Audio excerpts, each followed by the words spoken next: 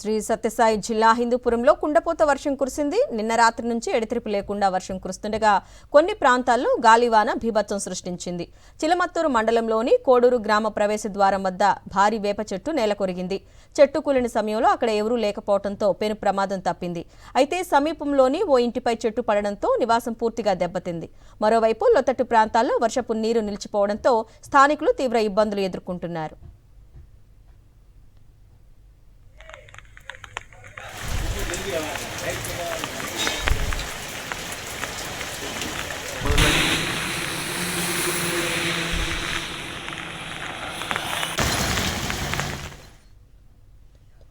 వికారాబాద్ జిల్లా పరిగిలో వర్ష బీభత్సం సృష్టించింది. రాత్రి కురిసిన భారీ వర్షానికి వాగు బ్రిడ్జి పాక్షికంగా కుంగిపోయింది.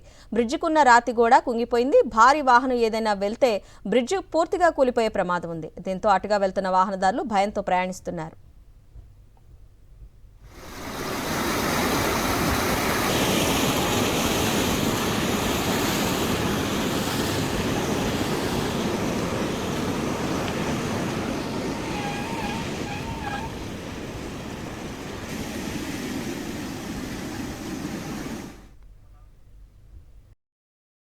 మరిన్ని అప్డేట్స్ కోసం ఛానల్ ను సబ్స్క్రైబ్ చేయండి. నోటిఫికేషన్స్ కోసం బెల్ ఐకాన్ పై క్లిక్ చేయండి.